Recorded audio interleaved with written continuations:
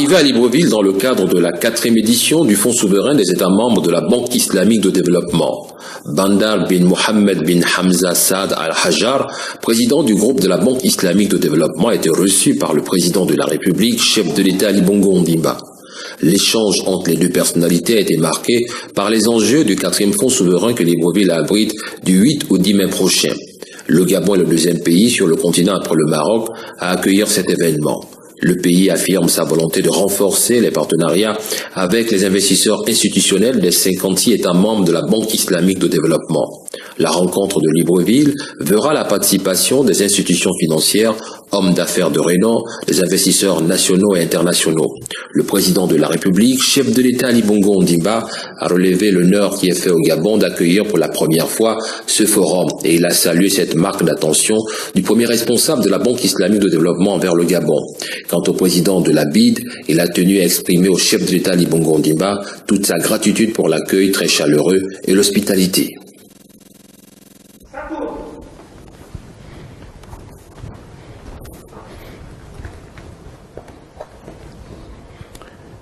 Par décret du président de la République en date du 4 mai 2018, sur proposition du Premier ministre, chef du gouvernement, le gouvernement de la République est formé ainsi qu'il suit. Ministre d'État, ministre des Affaires étrangères, de la coopération, de la francophonie et de l'intégration régionale, Monsieur Régis Imongo Tatangani. Ministre d'État, de la Justice et des Droits humains, garde des Sceaux, Monsieur Edgar Anissé Bumbu Miyakou. Ministre d'État, ministre de la Santé et de la Famille, Madame Denise Mekam Edzizi Epoustati. Ministre d'État, ministre de la Défense nationale, Monsieur Étienne Massar Kabinda Makaga.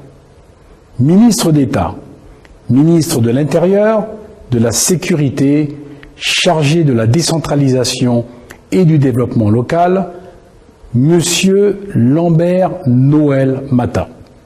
Ministre d'État, ministre de la Communication, porte-parole du gouvernement, Monsieur Guy Bertrand Mapangou. Ministre d'État, ministre de l'Éducation nationale, Monsieur Francis Nkea Nzige. Ministre d'État, ministre des Sports et de la Culture, chargé du tourisme, Monsieur Alain-Claude Bilibinze. Ministre d'État, ministre du Budget et des Comptes publics, Monsieur Jean-Fidèle Otando. Ministre d'État, ministre de l'Habitat, Monsieur Michel Menga Messon. Ministre d'État, ministre de l'Enseignement supérieur, Monsieur Jean de Dieu Moukani Iwangu. Ministre de l'Économie, de la Prospective et de la Programmation du Développement, Monsieur Jean-Marie Ogandaga. Ministre de la Promotion des investissements et des partenariats publics-privés, Madame Madeleine Baird. Ministre de l'Équipement, des Infrastructures et des Mines, Monsieur Christian Magnagna. Ministre du Pétrole et des Hydrocarbures, Monsieur Pascal Ouani Ambouroué.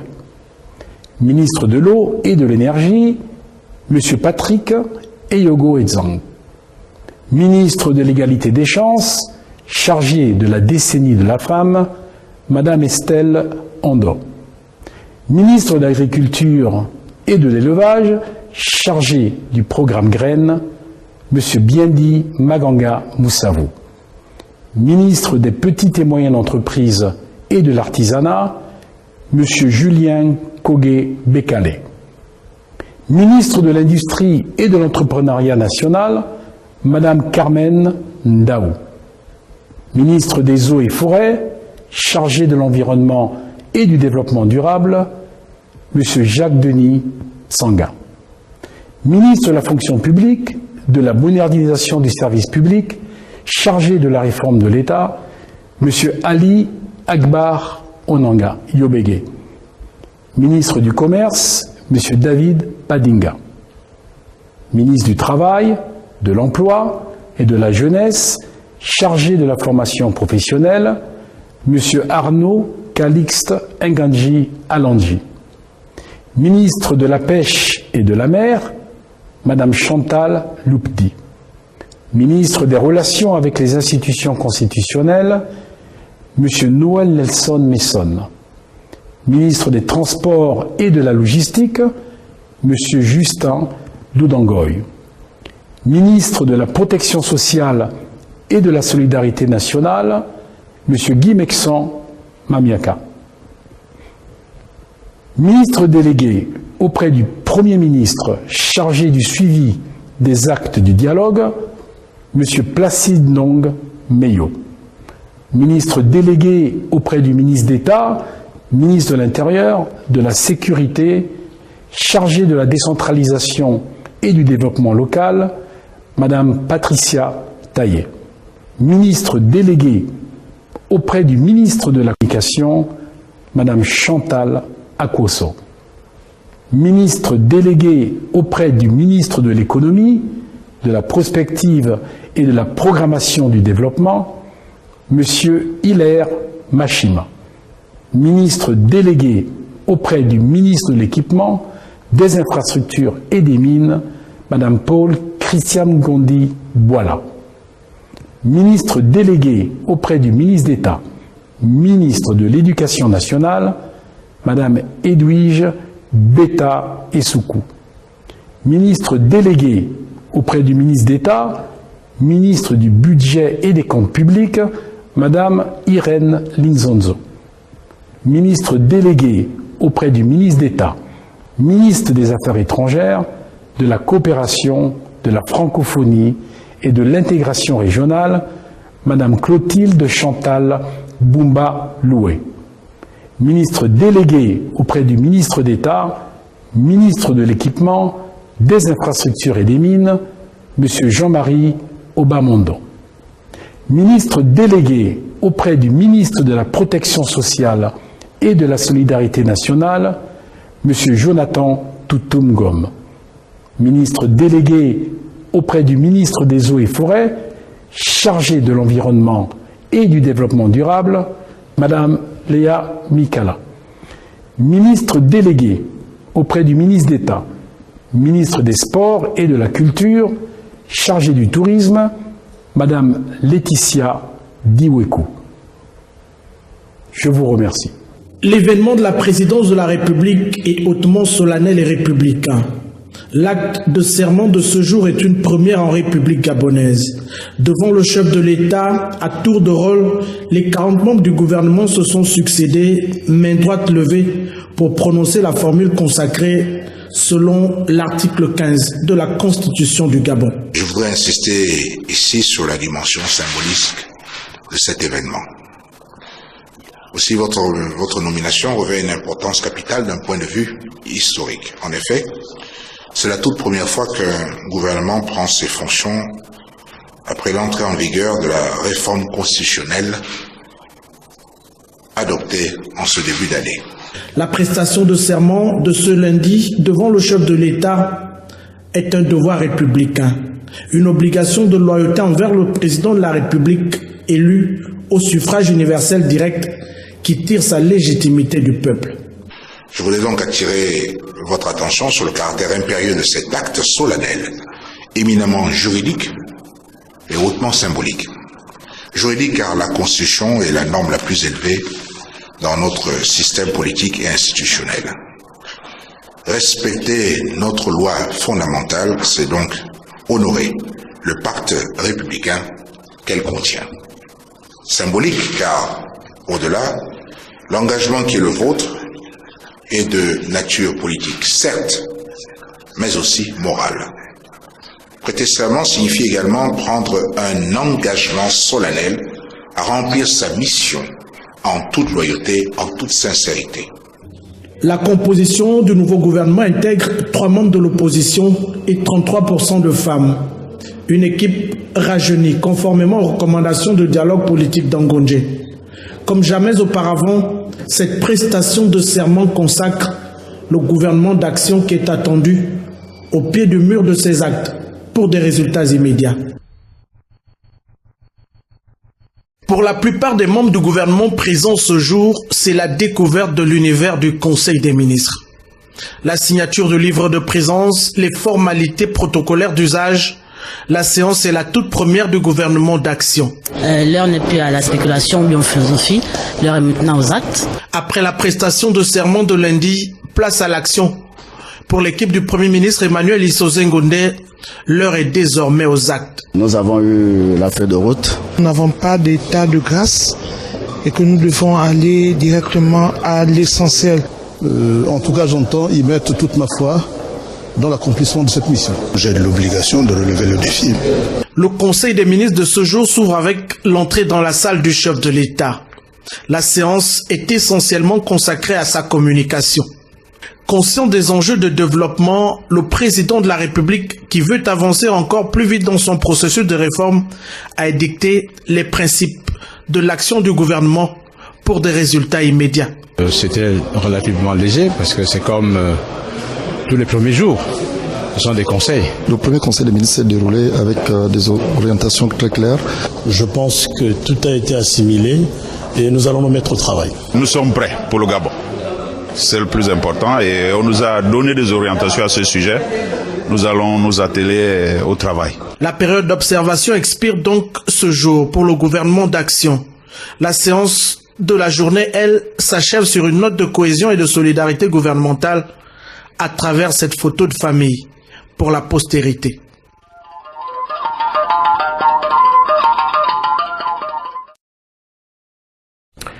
Aujourd'hui, 8 mai 2018, sous la haute présidence de son Excellence Ali Bongo Ondimba, président de la République, chef de l'État, le Conseil des ministres s'est réuni à 11 h dans la salle habituelle au palais de la présidence de la République.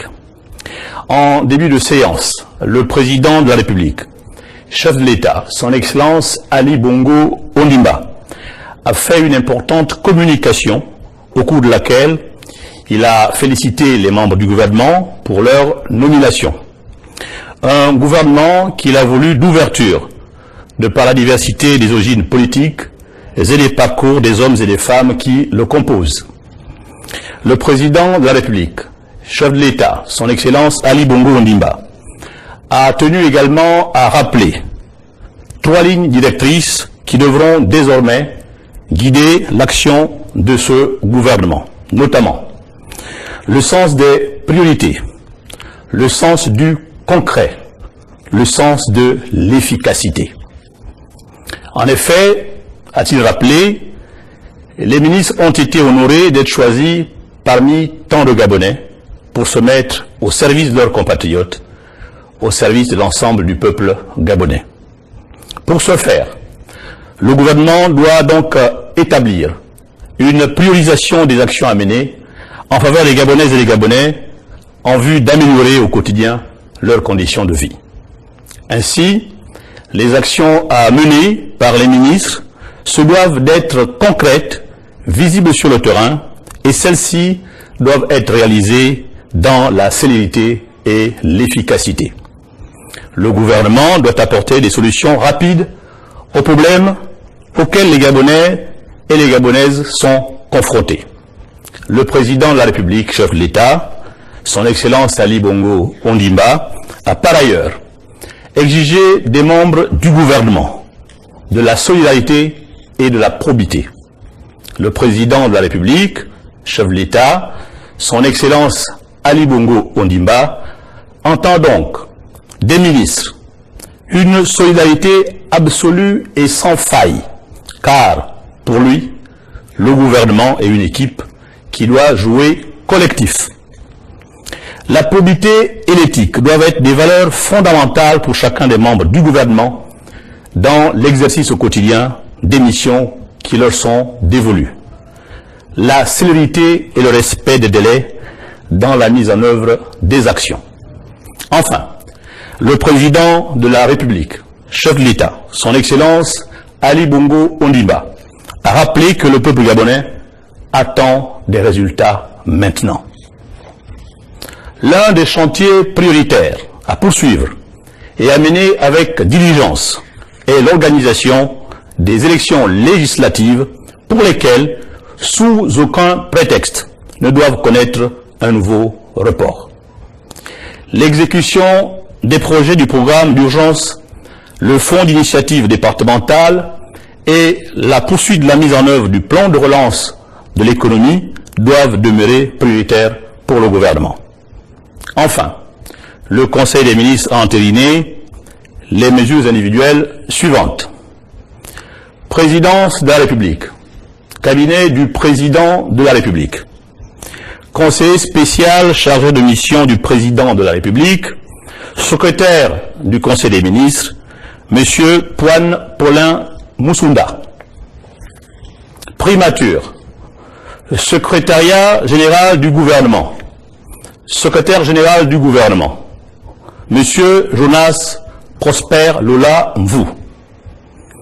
Ministère du pétrole et des hydrocarbures, Société nationale des hydrocarbures du Gabon, Gabon Oil Company, administrateur directeur général, M. Patrici Christian Tanassa. Je vous remercie. Environ 14 millions de personnes venant des 4 coins du globe vont converger en 2025 vers Ekaterinbourg en Russie en la faveur de l'exposition que ce pays va organiser. Voulant compter le Gabon parmi les invités, le président Vladimir Poutine a mandaté auprès de son homologue Ali Bongo Ondimba le vice-ministre russe de l'Agriculture. Nous avons fait la présentation de la ville de Yekaterinbourg pour l'accueil de cette exposition universelle et nous espérons que le président était content et impressionné par cette présentation. Améliorer la qualité de vie à partir des technologies de l'information et de la communication est l'objectif visé par l'Expo 2025 en Russie. Le Gabon, qui met un point d'honneur au développement d'éthique, est attendu à cette exposition. Et le plan de la construction de la site de l'exposition prévoit la création de Smart Ville où chaque pays peut avoir son représentation au cours de l'exposition. C'est pourquoi, à notre avis, la participation du Gabon à l'exposition donnera un développement immense à nos relations, particulièrement dans le domaine des technologies modernes.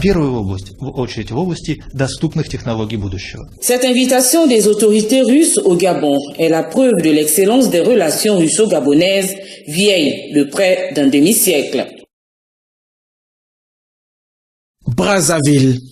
À l'image du monument Pierre Savorian de Brazza qui fait sa toilette, la capitale du Congo s'apprête pour le premier sommet des chefs d'État sur la commission climat et le fond bleu pour le bassin du Congo. La rencontre est une première pour le bassin du Congo, le second plus grand massif forestier au monde après l'Amazonie.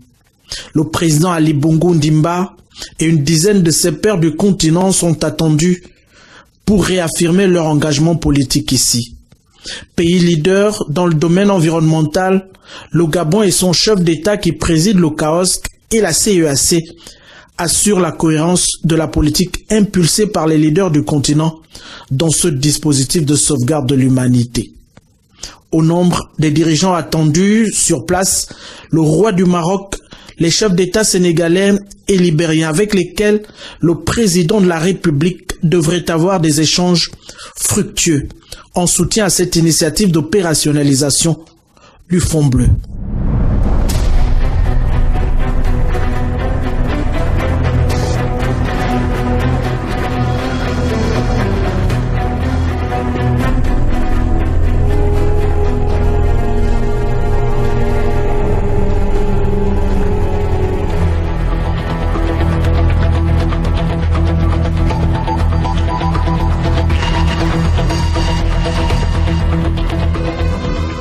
À la veille du sommet de Brazzaville, le coordonnateur du CAOSC et président en exercice de la CEAC Ali Bongo Ondimba et son hôte président de la Commission de l'Union africaine ont fait le point de l'évolution des problématiques et des enjeux de paix et de développement durable en Afrique. La rencontre a permis de faire le tour d'horizon de la tournée sur-régionale du chef de l'État avec un accent particulier sur l'architecture de paix et de sécurité dans cette partie du continent.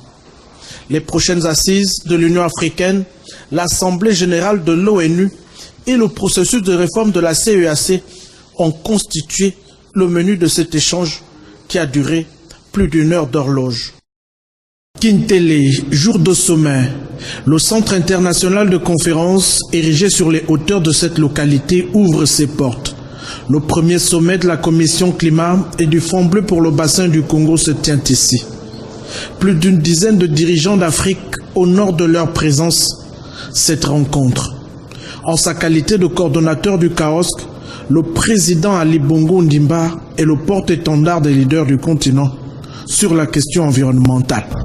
S'il est encore nécessaire de l'approuver, ce sommet marque une fois de plus notre volonté inébranlable à œuvrer contre ce fléau en proposant nos propres solutions pour répondre à une catastrophe dont nous ne sommes malheureusement pas les premiers responsables. Lancé le 9 mars 2017, le projet du Fonds bleu pour le bassin du Congo intègre sa vision de développement pour le continent. La question du changement climatique reste une question globale qui nécessite des réponses globales et surtout la contribution de tous, États, organisations internationales, structures philanthropiques et secteur privé. Il ne s'agit pas seulement d'aider l'Afrique, il s'agit de sauver notre planète commune. La conférence de Brazzaville est donc un plaidoyer pour le financement de cette initiative de lutte contre le réchauffement climatique. Le bassin du Congo s'étend sur 2 millions de kilomètres carrés. C'est le second réservoir de carbone au monde après l'Amazonie. Le Gabon et le Congo, qui partagent cet espace avec 4 autres États d'Afrique centrale, s'engagent ici pour un nouveau challenge, la protection et la valorisation de l'environnement pour les générations futures. Il est donc plus que temps, et chacun nous comprendra aisément, il ne s'agit plus d'une simple question environnementale, mais surtout d'enjeux économiques, sociaux et même sécuritaires pour nos souverains. Avec plus de 800 km de côte, 20 parcs marins, 26% de l'espace marin et 11% du territoire dédié à la protection de l'environnement, le Gabon est un État leader dans le domaine. Pour le président Ali Bongo Ondimba, artisan et promoteur de premier plan de la dynamique du Gabon vert et du Gabon bleu, la protection de l'environnement est une question vitale pour la planète. Par ma voix, la République gabonaise réitère tout son engagement à assumer sa part de responsabilité dans l'effort mondial de lutte contre le dérèglement climatique. Tel que nous nous sommes déjà engagés, nous poursuivrons nos efforts de réduction d'émissions à travers la mise en œuvre de notre plan national climat et de notre plan national d'affectation des terres, dont les objectifs visent respectivement un développement sobre en carbone et une gestion optimale des territoires. Le Gabon et son leader, signataire de l'accord de Paris en décembre 2015, réaffirment ici leur leadership international en la matière. Au terme de la conférence, le chef de l'État a quitté Brazzaville. Au palais présidentiel, 4 nouveaux ambassadeurs accrédités dans notre pays ont présenté au chef de l'État Ali Bongo Ondimba les lettres de créance.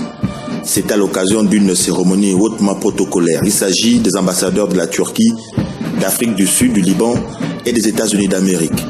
Le diplomate turc est marié et père de 2 filles. Il est titulaire d'une maîtrise obtenue à l'université d'Ankara. Bien avant le Gabon, son Excellence était l'ambassadeur de la République de Turquie à Tirana, c'est en Albanie. Son Excellence Queen Anne Zondo, l'ambassadeur de la République d'Afrique du Sud, a également accompli l'acte, mariée et mère d'un enfant.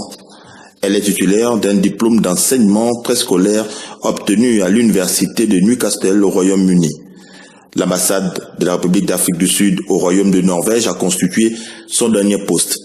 Son Excellence Aline Younes, c'est l'ambassadeur de la République du Liban au Gabon. Elle parle arabe, anglais, français et espagnol. De 2013 à 2016, elle était le chargé d'affaires de l'ambassade du Liban en Suède. Et pour la boucle, son Excellence Joël Daniès, l'ambassadeur des États-Unis d'Amérique, marié et père de 2 enfants, le diplomate américain, entre 2001 et 2004, était le directeur des droits de l'homme de la mission des États-Unis d'Amérique auprès des Nations Unies à Genève en Suisse. La présence de ces ambassadeurs dans notre pays témoigne de la vitalité de la diplomatie gabonaise. Tous ont pour résidence Libreville.